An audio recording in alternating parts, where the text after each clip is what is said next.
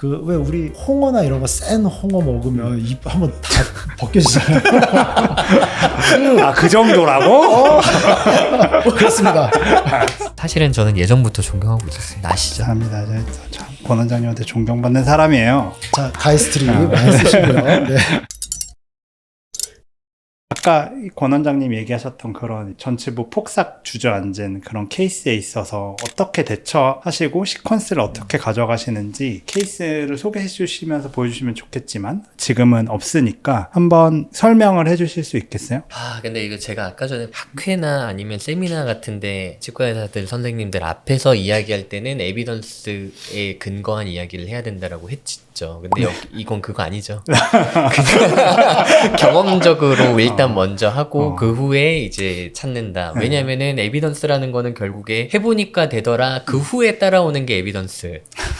먼저 남극의 펭귄 중에서 낭떠러지로 떨어지는 사람은 하나 있다. 더 퍼스트 펭귄 뭐 이런 얘기죠. 그쵸. 저는 어떻게 하냐면요. 이거는 에비던스는 없습니다.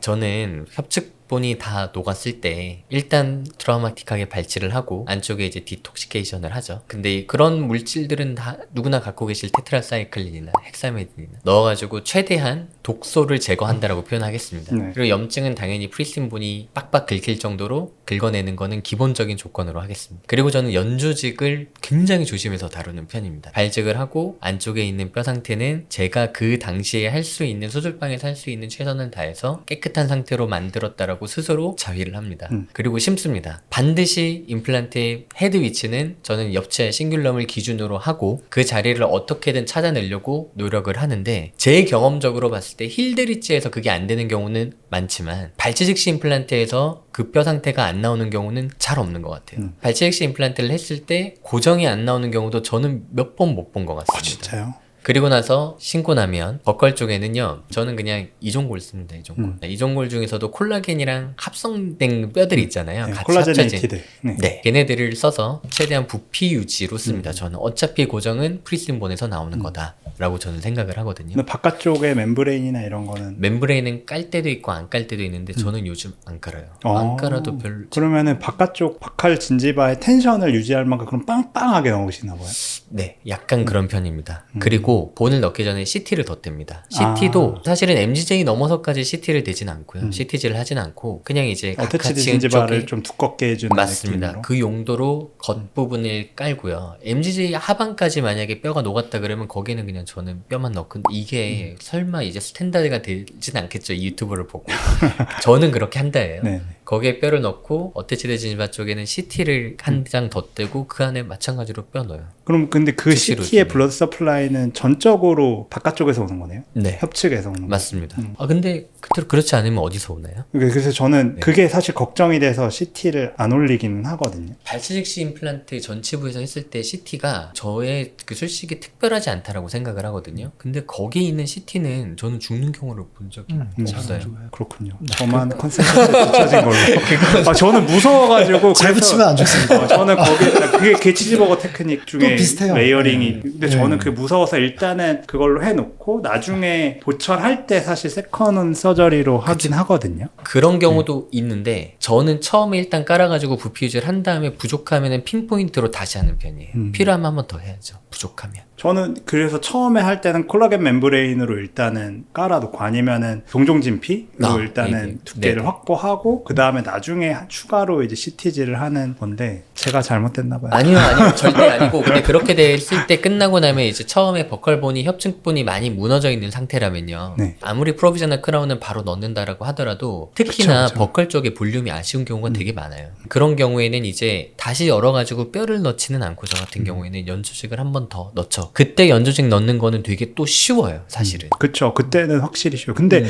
그때 넣는 건 술식 자체는 쉬운데 환자의 입천장을 두 번 떼는 만약에 처음에 넣었을 때 떼고 넣고 그게 좀 부족해서 두 번 뗀다. 저는 그거를 설득을 잘 못하겠거든요. 원장님께서 하실 말씀도 있으시겠지만 제가 그냥 간략하게 말씀 먼저 드리면은 연조직을 할 때 일단 1차적인 허들이 공여부 채취인 것 같더라고요. 네. 근데 그게 본인이 확신이 없어서 일지 않을까라는 생각을 저는 사실은 하거든요. 사실은 그게 환자한테 큰 고통을 주고 이것 때문에 나 너무 힘들었다, 너무 아팠다라고 말씀하시는 분은 저는 제 기준 잘 못 봤어요. 연조직을 처음 채취했던 시절도 분명히 있거든요. 근데 스텐트, 그 우리나라 말로 상고정 장치를 사용했을 때 그 연조직을 채취한 공여부에 대한 어떤 큰 고통을 호소하는 분은 잘 없었던 것 같고, 그리고 환자분한테 애초에 그냥 심미에 그렇게 큰 관심이 없는, 특히나 이제 담배 피는 아저씨라고 할게요. 그거와요. 그 연령층에서는 애초에 저는 안 권해요. 이게 필요로 하고 이거를 중요로 하는 사람한테 하는 거죠. 그 역시도 어떻게 보면 케이스 셀렉션이라고 할 수 있겠네요. 그런 분들이라면은 이거 좀 꺼진 것 같지 않아요? 이렇게 되면은 입술까지 아래로 내려보면은 그 부분 되게 더 꺼져 보일 거다. 제껴서 봐도 꺼져 보이면은 평소에는 훨씬 더 꺼져 보이는 거니까. 그런 분들한테 이거 한번 더 뗍시다 라고 하면 저는 거기에서 이미 한번 떼본 사람이라면 두 번째 떼는 거에 대해서 그럼 또 2주 동안 좀 다이어트 해야겠네요, 이런 반응이에요. 2주 정도 상고정 장치를 저는 끼거든요. 큰 저항이 없다. 저는 사실은 아파하는 환자들이 있는데요. 왜냐면 스텐트도 안 끼우고 그냥 보냅니다. 그냥 보내는데 상남자다. 예. 그냥 보내죠. 봉합 몇 개 이제 지혈하기 위해서 조금 네네. 하고 CTG는 사실 봉합만 FG나 CTG나 FGG도 저는 상피를 아. 이제 다이아몬드 버로 먼저 갈아내고 그 다음에 CT를 얕게 떼는 편인데요. 제 경험으로는 환자의 고통이나 여러 가지 느끼는 불편감이나 이런 것들이 면적보다는 떼낸 두께에서 깊이에서 오는 것 같아요. 깊이를 깊지 않게 이제 떼면은 그 왜 우리 홍어나 이런 거 센 홍어 먹으면 입 한번 다 벗겨지잖아요. 그 정도라고? 그렇습니다. 진짜. 얕게 그 두께가 중요하고 칼질을 할 때 요즘 느끼는 건데 테두리 이렇게 칼질이 생각보다 깊어지는 경우가 있어요. 그런데 그것도 사실은 떼낼 두께보다 깊게 칼질을 할 필요는 없는 거라서 모든 거를 좀 컨트롤하면서 떼면은 확실히 좀 덜 아파하는 것 같아요. 조직을 많이 남기는 게, 공여부에 많이 남기는 게 포인트죠. 사실은 그거 네. 되게 중요한 부분이죠. 되게 중요한 것 네. 같아요. 그게. 박할본이 없다는 걸 박할본이 가정하고 없다. 어떤 시퀀스로 가져가시는지. 만약에 전연차 선생님이 이 문제로 이제 고민을 한다라면 발치아 보존술 ARP를 하고 기다렸다 씹는 게 속편할 거예요. ARP를 이제 제대로 하시고 아까 말씀하신 대로 안에 이제 깨끗하게 하고 이식지 잘 넣고 ARP 하면은 볼륨이 조금 꺼지는 부분이 있습니다. 그런데 그 다음에 추가적인 뼈 이식을 조금 더 할지 연조직을 조금 더 이식할지를 고민하면서 풀어내는 게 훨씬 난이도가 내려가요. 그런데 술식의 완성도가 좀 중요한 게 ARP를 할 때 전연차 선생님들이 발치아를 큐렛했다고 했을 때 안에 뭐가 잔뜩 남아있는 경우들이 좀 많이 있습니다. 그래서 피가 올라온다고 막 너무 이렇게 텐션 업 되시거나 흥분하시거나 하시면 안 되고 침착하게 발치아 다 긁어내고 그 다음에 이식제 선택도 보통은 좀 몇 가지 조합이 있는 것 같아요. 국내에서 구할 수 있는 재료 중에 안정적인 재료의 조합이 있는데 저는 가이스트리를 사랑하기 때문에 바이오 가이드 조합이 저는 이제 추천하지만 물론 이제 비용 때문에 안 되겠죠. 돈값은 한다라는 주인 네. 것 같아. 그 그렇습니다. 예전에 제가 처음에 이조영 원장님 케이스 너무 감동받은 게 있어가지고 소세지 테크닉에 대해서 인스타 댓글로 여쭤본 적이 있었어요. 그때도 그 말씀하셨어요. 가이스트리의 바이오스와 바이오 가이드를 돈값은 한다. 좋은 재료를 하고 손이 좋아져야 재료를 이제 바꿀 수 있는 겁니다. 안 그러면은 저는 이제 조금 드는 생각이 그러니까 수업료 낸다 셈 치고 처음에 좀 좋은 거 써야 안 그러면 재료 탓하게 돼요. 근데 뭔가 요즘도 잘 쓰고 안 쓸 때. 계시잖아요. 또 이제 수업료를 덜 냈나? 좋아서 쓰는 겁니다. 좋기 때문에 자 가이스트리 많이 쓰시고요. 네.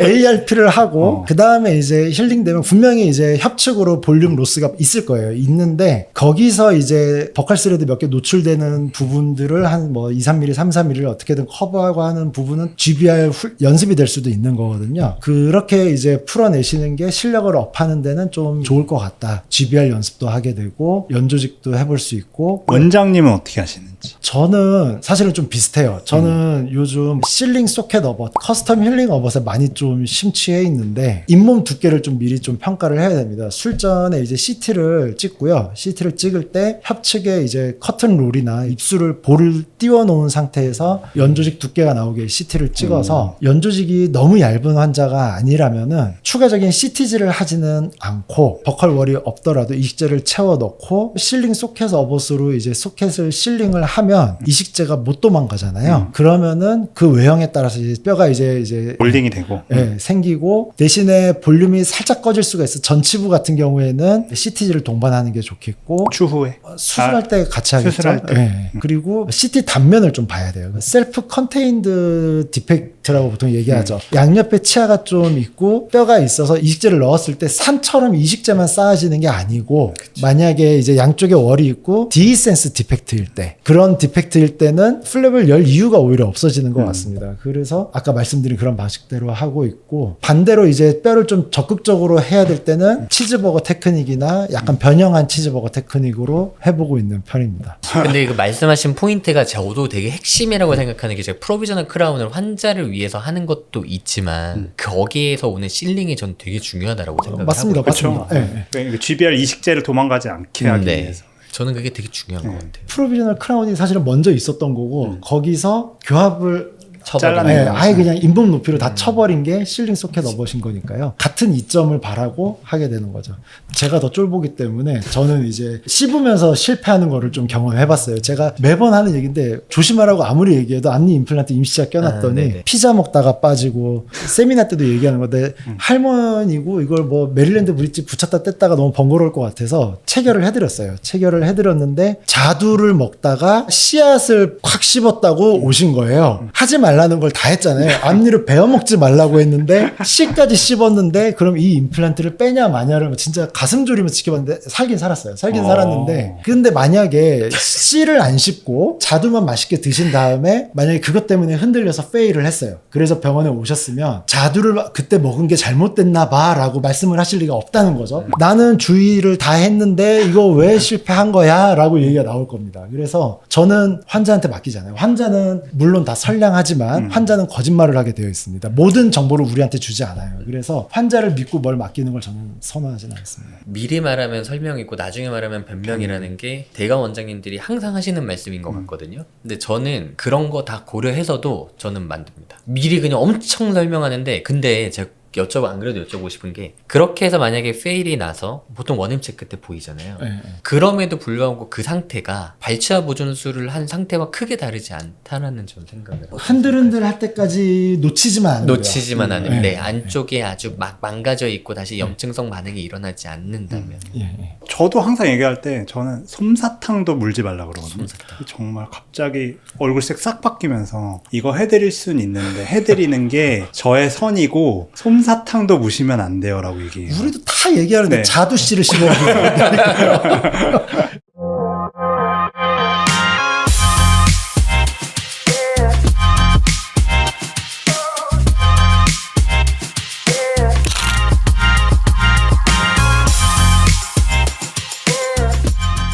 조셉칸 선생님이 CTG 전치부에 한 거 괴사된 거 자기 인스타에 올린 거 있어요. 그래요. 그게 엄청 센세이션 해가지고 그게 딱 뇌리에 박혀 있어요. 아시죠? 저도 캡처해서 보관하고 그쵸. 있습니다. 그거 있으시죠? 그게 약간 바이블 같은 느낌이에요. 근데 이게 무슨 말이냐면은 잘된 케이스만 모두가 피드에 올리잖아요. 근데 거기에서 딱 그 선생님은 그걸로 올리더라고. 근데 그게 너무 저는 영감을 받았거든요. 근데 이게 조셉 칸이라서 가능한 거예요.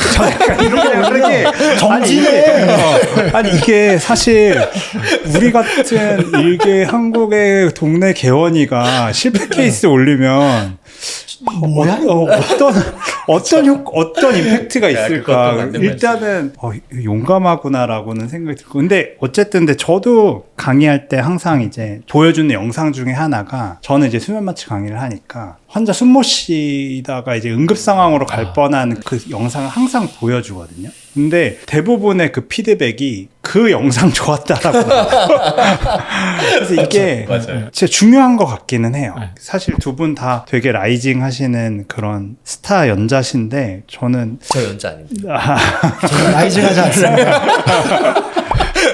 둘 다 나이는 어디 굴러다니던 사람들 그냥 모셔왔는데 맞습니다. 네, 그래서 케이스를 실패하는 케이스도 한 번씩은 보여주는 그런 문화가 좀 되었으면 좋겠다라는 생각으로 이런 얘기를 좀 적어봤습니다. 그런 거죠. 3대 500 이하 언더아머 금지 이런 느낌처럼 팔로워가 10,000명 정도 되면 그 정도 영향력이 있으면 이제 하나 정도 올렸을 때 와 인간적이다 이런 느낌을 받을 수 있다. 전의 시선 팔로워가 몇 명이죠? 구독자 말고 구독자 말고 올릴 때가 SNS. 된 것 같은데. 근데 원래 이게 좀 다르지 않나요? 저는 유튜브를 병원의 홍보 수단으로 쓰고 SNS는 저는 일반 분들은 팔로우 안 하거든요. 인스타그램은 무조건 치과 의사들 상대로 서로 교류하려고 하는 거죠. 아, 그쵸. 나는 이런 컨셉을 갖고 진료를 하고 있어를 보여드리고 제가 이소영 원장님 같은 분이랑 이야기하려고 SNS 하는 거예요, 저는. 이수영 원장님 같은 분. 네. 오늘 어디로 가려고? 아니 왜냐면은 저는 진짜 이소영 원장님을 네. 처음에 알게 된 게 인스타거든요. 네. 원래는 몰랐잖아요. 근데 이런 교류를 하기 위해서 인스타를 저도 하는 그래요. 거예요. 네. 네. 이 교류하려고. 네. 근데 저는 권의 시선 보면서 되게 많은 걸 배우고 있어요. 아 교회시는 그거는 저는 환자들 상대. 두 분 오늘 어떠셨어요? 저스틴티스트 나오셨는데. 저는 되게 좋았어요. 그러니까 이게 이야기가 산으로 가지 않고 계속 잡아줘서 너무 좋았고 아까 그 이소영 원장님이 프레젠테이션 있잖아요. 네네. 너무 좋았어요. 그거 원래 이렇게 풀면 안 되는 거예요. 아 그쵸. 그거 너무 좋았어요. 저거 찾느라 또 얼마나 고생하셨으면 이 생각 더 좋았고. 아, 그 네. 1시간 세미나 때 서두를 요렇게 아, 이제 네네네. 아이캐칭용으로 하는 건데 지금 너무 좋아. 풀었습니다. 두 분을 모신 게 이렇게 서로 이렇게 대결하고 약간 이렇게 서로를 까내리라고 이렇게 모신 건데 서로 약간 팬미팅처럼 하니까. 근데 그게 약간 레벨이 맞아야지 이제 말씀하신 대로 어반이랑 주켈리처럼. 두 뭐야 오늘 어디 가려고? 아 근데 진짜로 좋았습니다. 아, 네, 감사드립니다. 감사합니다. 이성현 원장님. 안 그래도 에비던스를 바탕으로 세미나를 해야 된다라고 생각했던 게 이승현 원장님의 강의를 들었을 때 잠깐. 그거 있잖아요. 게임 챌린저. 그거 처음에 제가 강의를 거의 처음에 듣지 않았나요? 아, 그러셨나요? 저는 그랬던 것 같습니다. 네. 그때 이제 되게 강의를 너무 좋게 들었었거든요. 나중에 내가 강의를 한다면 나는 에비던스 이야기를 해야겠다. 내가 하고 싶은 말이 있으면 이거 해도 되는 말인지 두 번, 세 번 봐야겠다라고 생각을 했던 계기가 감사합니다. 오늘 뭐 네, 그러면 그거였습니다. 1차는 제가 낼게요. 사실은 저는 예전부터 존경하고 있었습니다. 아시죠? 감사합니다. 참 권 원장님한테 존경받는 사람이에요. 저희의 고정 게스트라고 볼 수 있는 이수영 원장님 오늘 어떠셨어요? 오늘 무척 즐거웠고요. 근데 엄청 고민하셨어요. 거의 한 일주일에 한 번씩 전화 오시면서 오늘 무슨 얘기를 해야 될까? 너무 왜 힘들어했어. 그러냐면요. 라이징 하시는 분들이 이제 조만간 이렇게 쭉 올라갈 건데 이런 걸 같이 했었다 지금 화제 남기고 있잖아요. 이게 너무 좋은 거예요. 이게 너무 좋고 알겠습니다. 좋은 오늘 기회 두 주셔서 분의 감사합니다. 좋은 시간이었다니까 좋은 기회 주셔서 감사합니다. 제가 더 감사드리고 페이퍼 매체인 뉴욕타임즈가 이 AI 시대에서 돌이켜서 다시 주목을 받고 있다고 합니다. SNS와 인터넷 뉴스의 홍수 속에서 아마 뉴욕타임즈는 검증된 원소스이기 때문에 그런 거이지 않을까라고 생각이 듭니다. 이들의 행보는 비효율입니다. 많은 인력과 비용이 필요한 정말 예스러워 보이는 고집인데 사실 오늘 우리가 나눈 얘기도 비슷하지 않을까요? 뭐 CTG 그 외에 우리가 했던 이 모든 노력들이 원데이 풀마우스 초저가가 행해지는 요즘 시대에 진짜 한 땀 한 땀 정성스럽게 올리는 잇몸 1mm에 대한 얘기잖아요. 이 높은 허들 넘어 얻는 것은 우리끼리의 만족 그리고 많지 않지만 간간하게 들어오는 환자들의 칭찬이라 생각이 듭니다. 여기까지 저스트 덴티스트였고요. 저는 또 좋은 게스트들과 좋은 주제를 가지고 돌아오겠습니다. 감사합니다. 마무리가